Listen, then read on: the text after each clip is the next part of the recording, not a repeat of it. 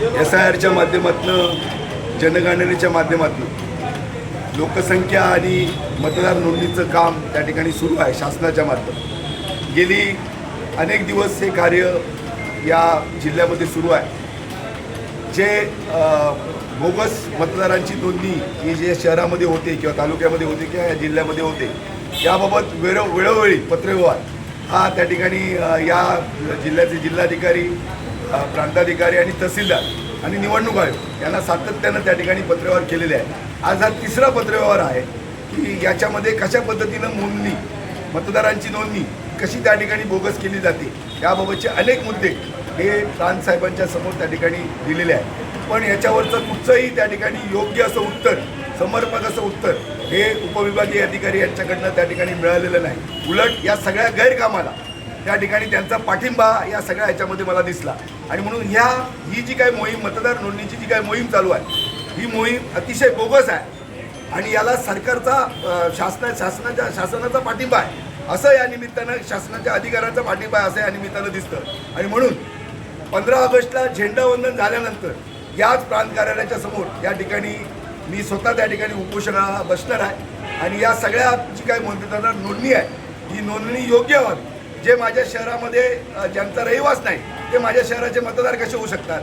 जर या शहराचा नगराध्यक्ष किंवा नगरसेवक किंवा नगरसेविकेचा उमेदवार हा जर मतदार यादीमध्ये असेल तरच तो नगराध्यक्ष किंवा नगरसेवक होऊ शकतो. तर माझं असं म्हणणं आहे की तो जो मतदार आहे हा मतदार माझ्या शहराचा रहिवासी हवा आणि तो रहिवासी असला तरच त्याला मतदानाचा अधिकार मिळाला पाहिजे.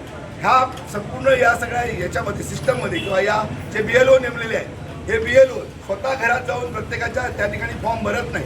हे त्या कार्यकर्त्यांच्या हातामध्ये देऊन बोगस त्या ठिकाणी भरले जात आहे आणि चुकीच्या पद्धतीनं त्या ठिकाणी नोंदणी केली जाते. अनेक अशी त्या ठिकाणी घरं आहेत की ज्या घरामध्ये फक्त 4 लोक राहू शकतात, त्या ठिकाणी 40-40 लोकांची नावं ही या मतदार यादीमध्ये त्या ठिकाणी मतदार नोंदणी म्हणून त्या ठिकाणी घुसवली जातात.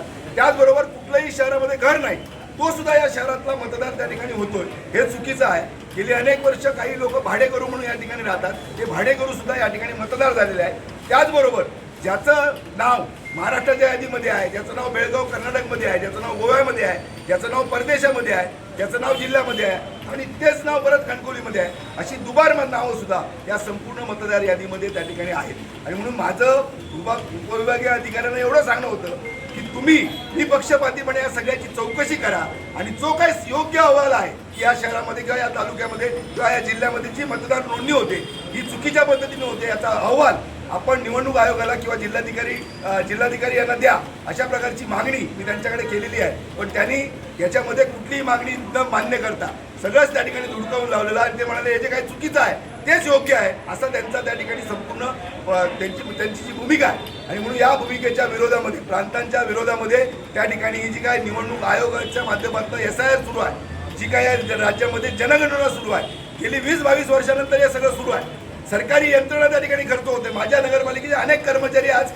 माझं काम सोडून, नगरपालिकेचं काम सोडून या कामासाठी त्या ठिकाणी व्यस्त आहे. सरकारी यंत्रणा त्या ठिकाणी आहे, सगळे जिल्हा परिषदचे शिक्षक आहेत, अनेक सरकारचे कर्मचारी या ठिकाणी टाकलेले आहेत. मग जर हे सगळी यंत्रणा जर त्या ठिकाणी सरकारचा पैसा आणि सरकारचा वेळ आणि यंत्रणा जर वापरत असतील तर योग्य त्या ठिकाणी ही मतदार नोंदणी का होत नाही? बोगस मतदार या यादीतनं बाहेर का गेले जात नाही? हे गेले पाहिजेत आणि याच्यासाठी जी लढाई आहे. आणि म्हणून जी काही लढाई आहे आम्ही कायदेशीर तर ती लढाई लढूच, पण त्याचबरोबर अधिकारी स्तरावर आणि लोकशाहीच्या मार्गाने सुद्धा ही लढाई आम्ही लढणार आहोत. आणि म्हणून मी आपल्याला विनम्र आवाहन करतो की 15 ऑगस्टला झेंडावंदन झाल्याच्या नंतर या ठिकाणी आम्ही उपोषणाला त्या ठिकाणी बसणार आहोत आणि या बोगस मतदार नोंदणीच्या विरुद्ध लोकशाहीच्या मार्गाने आवाज उठवणार आहोत, कायदेशीर बाबतीनं मार्गानं त्या ठिकाणी आवाज उठवणार आहोत आणि जे काही हरकती घ्यायच्या आहेत त्या हरकतीच्या माध्यमातून सुद्धा आम्ही करणार आहोत. पण माझा मुद्दा हाच आहे की आपण हरकत येण्यासारखं काम का करता? येण्यापूर्वीच जर ते आपण जी खरी माहिती आहे, जी सत्य माहिती आहे, SIRचा मूळ उद्देश काय आहे की सत्य माहिती ही सरकारकडे त्या ठिकाणी जावी, निवडणूक आयोगाकडे जावी, योग्य मतदार हा मतदार यादीमध्ये जावा, ही खरी त्या ठिकाणी भूमिका आहे. मग याच भूमिकेला त्या ठिकाणी हरताळ फासण्याचं काम, म्हणजे हरताळ करण्याचं काम त्या ठिकाणी यंत्रणा करते, हे चुकीचं आहे. आणि म्हणून याच्या विरुद्ध आवाज त्या ठिकाणी उठवण्याचं काम आम्ही करतोय. येत्या 15 ऑगस्टला या ठिकाणी प्रांत साहेबांच्या दारात त्या ठिकाणी कार्यालयासमोर आम्ही या ठिकाणी उपोषण त्या निमित्तानं करणार.